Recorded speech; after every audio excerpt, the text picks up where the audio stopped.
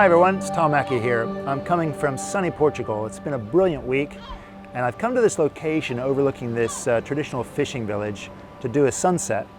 And I think really it's going to lend itself to a great blue hour as well.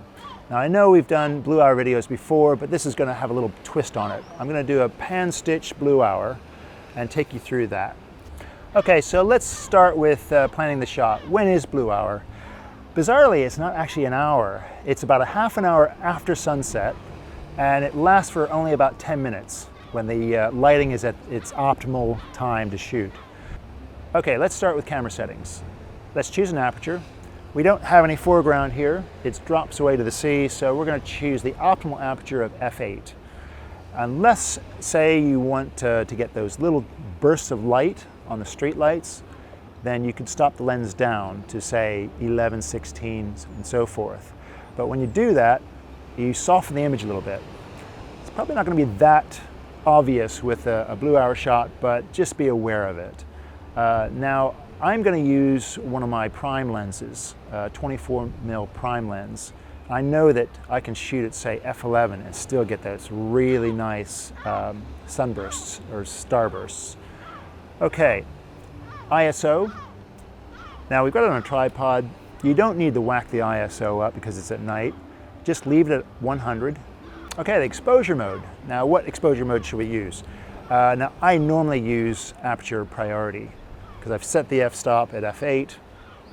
Now the lighting is going to change, so it's going to automatically adjust for it.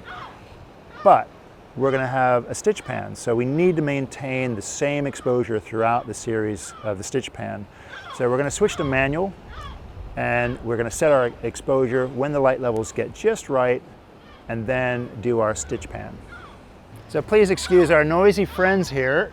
Oh God, I hope I don't get splatted on. Just earlier, a whole lot of them went up in the air, and it was just like a scene from The Birds. I mean, I was getting dive bombed by these seagulls, and it was getting a little bit hairy there for a minute, but luckily it's quieted down. Oh, there's a row of them sitting up there right now, watching, just watching. So one final point, just have everything at hand. It's good to have a torch handy so that you can see what you're doing. But I need to start getting ready because the light levels are dropping. This is looking really good. So without further ado, I'm going to go ahead and shoot. Okay, and the first thing you want to do, you want to level the tripod.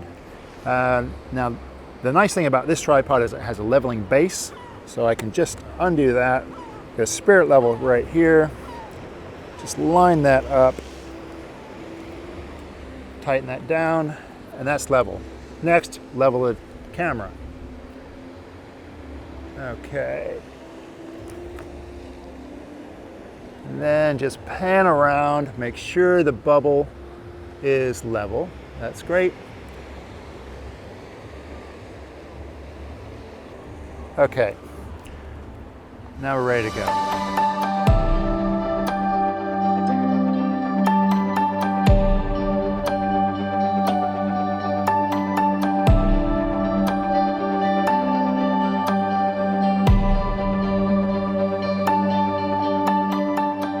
So now I've completed my series, and first impressions on the display, it looks fantastic. I can't wait to get this in the computer, but it's getting late, time for dinner, so we're going to pick up this tomorrow morning.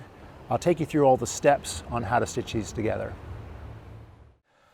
Okay, so we're back at base now after a great shoot last night, and I'm going to show you how to stitch together our blue hour pan. So I've imported the images already into Lightroom, and I've selected them by doing that and going up to photo. Now I know that a lot of you may already stitch your images together in Photoshop, but in Lightroom they've created a really nice interface. It's essentially the same thing as Photo Merge, but you'll see, you go over to Panorama, Photo Merge Panorama, and you get this nice little window that comes up, and it will give you a preview of what it's going to look like. Now, the first selection here is spherical, and I'm just going to click through these to show you the difference. Cylindrical will just widen it out just a smidge, and perspective will allow you to crop in however you like. But I really like cylindrical myself. So let's stick with that and then hit merge and let it do its thing. It's as simple as that. There it is. Okay, now if I go to full screen, there's our stitch pan. So that's come out beautiful. Now there is one thing I want to point out when you're actually shooting.